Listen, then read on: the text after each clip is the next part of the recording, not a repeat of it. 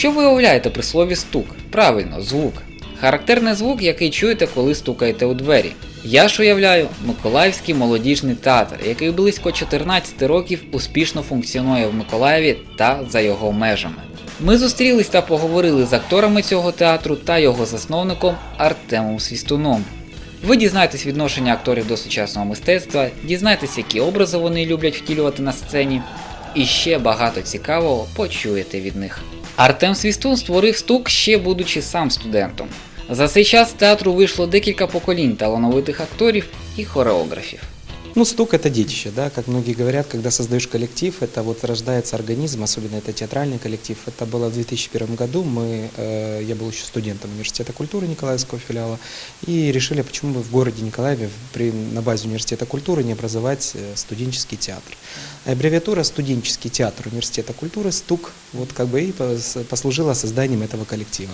А в последующем мы получили статус народного коллектива, я перешел работать в городское управление культуры директором метод-центра, и он стал городским народным молодежным театром. И сейчас, вот, проходя этапы развития, подтверждения, развития и работы театра, он стал городским молодежным народным театром «СТУК».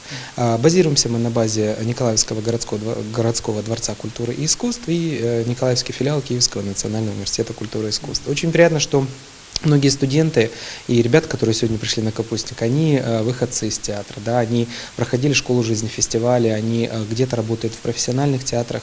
Очень приятно, что первый балетмейстер Денис Могилев у нас сейчас работает в Мюнхенском театре, и некоторые ребята работают в Украинском академическом театре, в Русском драматическом академическом театре. И это приятно, что плеяда аматоров становится, последующие, получая профессию, становятся профессиональными артистами. Ну вот Александра Каличко, которую мы пригласили, артистку из театра, потому что роль душечки в спектакле в джазе не только девушки, в джазе только девушки, да, и мы решили поставить в джазе нет только девушки, это очень сложно, да, и многие зрители, которые всегда возникает ассоциация оригинал, фильм, вот, но вообще работа движется, да, и молодежный театр, он всегда полон непредсказуемых моментов, и это школа жизни, и ребята получают актерское мастерство, сценическую речь, пластику. С ними работают прекрасные педагоги. Вот и крестная мама, как уже говорилось, заслуженная артистка Украины Сталина Лагошняк, Виктор Леонидович Мозговой, он сейчас режиссер-постановщик в театре, Николай Михайлович Ларионов, он зав. Художественной части, который знает практически весь город его. Это плеяда тех педагогов, артистов театра, которые работают с студентами, аматорами и создают вот подобные проекты, которые мы с вами видим. Максим Подгайко вже 4-й сезон працює в театрі «СТУК». І на його велике переконання, сьогодні театру взагалі як виду мистецтва потрібно щось нове. Класикою, на його думку, вже нікого не здивуєш. Варто зазначити, що ставлення до сучасного мистецтва, і в тому числі до сучасного театру, у акторів різне. Але про це далі. А наразі ми поговорили про мрії і амбіції з двома Наталіями, які займаються хореографією в театрі. Які у вас цілі, мечти, то есть чого желаете, мечтаете, о чем вы?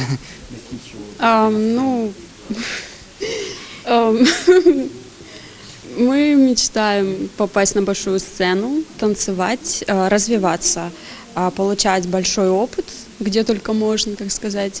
Ну, танцы – это для нас жизнь наша, да. Мы бы, наверное, хотели провести данный мюзикл по всем городам Украины и, возможно, вывести его куда-нибудь за рубеж, потому что проект достаточно сильный, проект хороший, и хотелось бы показать его как можно большей аудитории. У кожного актора своя історія того, як він потрапив у театр. Хтось прийшов сюди з другом за компанію на репетицію, і так йому сподобалося, що він тут і залишився. Хтось до цього йшов цілеспрямовано. А ось Олександра з самого дитинства знала, чим вона буде займатись. Адже в неї вся сім'я театральна. Мама співала у хорі, а батько грав в оркестрі. Вот за это время, что вы тут играете, выступаете, есть ли у вас, может, какие-то образы любимые или спектакли, в которых вы играли, или образы, которые вы воплощали на сцене? Ну, несомненно, роль душечки – это одна из моих любимых ролей. Ну, во-первых, потому что она главная. Ну, мне было очень легко работать с ребятами. От партнеров много зависит. Вот, Жене Блюменфельду спасибо, Шойка Юра. Они замечательные, они мне очень сильно помогли, и как-то я очень быстро влилась. Чисто с моральной точки зрения мне было легко с ними.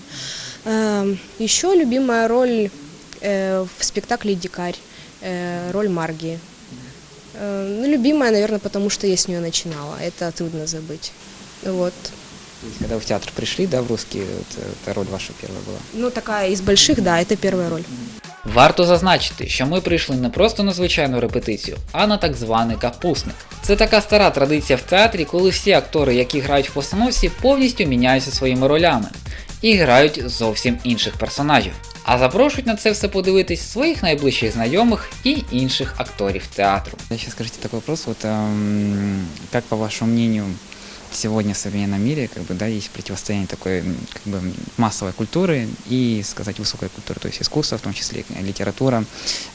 Как по вашему мнению, кто выиграет в этом противостоянии? То есть все-таки массовая культура, интернет, телевидение или театр, кино, литература, да, дают отпор, как бы? Но мне кажется, все равно в современном мире должен преобладать некий такой баланс, знаете, между тем и другим.